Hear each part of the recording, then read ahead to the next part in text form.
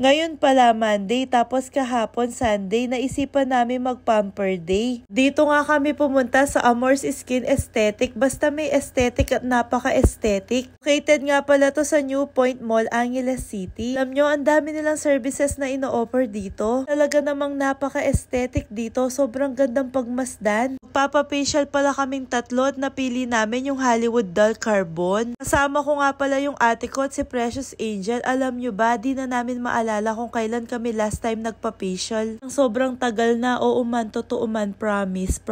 Una na nga nagpa-facial si Precious Angel at ang ate ko. Ako naman naglalakad-lakad dito. Tapos napansin ko na parang may mga panglinis silang kuko. Kaya ayan mga Marikoy, nagpaputs pa na ako at nagpalinis na ng mga kuko ko. Tinatanong pa ako ni ate kung gusto ko daw magpa-extension ng kuko. Sabi ko, di ko hilig yung ganon. Palinis ng kuko, pa-gel, lahat yata ginagawa nila dito. Tapos nagdi-design din sila ng mga kuko. Pero syempre mga Marikoy, simple lang si Mami Macy nyo. Kaya yung mga kuko ko sa kamay, pinalinis ko lang. Tapos yung sa paa ko naman, dahil nagdesisyon sila at pala-desisyon sila at nabudol ako, ayun, pinagel ko na. Katapos mga Marikoy, sinilip ko na muna yung dalawa. Nga pala ni ate, tama daw yung desisyon namin na mag-Hollywood. Kasi pang Hollywood daw yung ganda namin. Oy, charot lang. Kasi yung Hollywood daw nila nakakaputi din. Tapos ayan na nga yung ate ko mga Marikoy, naging uling na siya at bineldingan na. Alala ko nga pala mga Marikoy, binigyan nga pala nila akong kumot kanina. Kasi naman mga Marikoy, ang sarap ng lamig ng aircon nila tapos nakatulog ako. Papa-facial din pala ako at may papagawa ako sa kilikili ko. At ayan na nga mga Marikoy, sinalang na ako para magpa-Hollywood Dull Carbon. At ayan na nga si ate, kinukuha niya na yung balat ng lechon. Pagkatapos mga Marikoy, matigas pa daw yung lechon kaya yan in-steam muna nila. Ang dami palang gagawin sa akin, ang dami palang session nito. In fairness mga Marikoy, bawat ginagawa ni ate, nararamdaman ko na gumaganda yung pagmumukha ko. Lang tong part na to kasi mukha akong matchin. Katapos ko naman maging matchin, naging mami ako. O diba, kapag nagpapafacial talaga ako, ang dami kong pinagdadaanan. Tapos naging uling na rin ako mga Marikoy at bineldingan pa nga.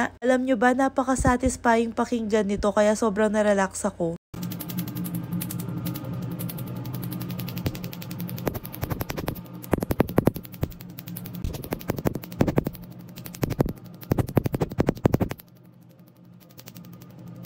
Pagkatapos tapos na sa kilikili naman tayo, nagpa-pico laser nga pala ako. Syempre pampaputi din para balik kilikili, program na din talaga si Mami Macy. Pagkatapos mga Marikoy, nilubos ko nang inubos yung pera ko. Yan yung itsura ng nanay na ngayon lang nakapag-rest day. Nagpadagdag lang nga pala ako ng konting eyelashes. Gusto ko kasi yung natural lang. Tapos nagulat naman ako kasi may pa-cake si Madam. Thank you po. Pagkatapos mga Marikoy, umalis na kami. Lalagay ko na lang sa bio ko yung link.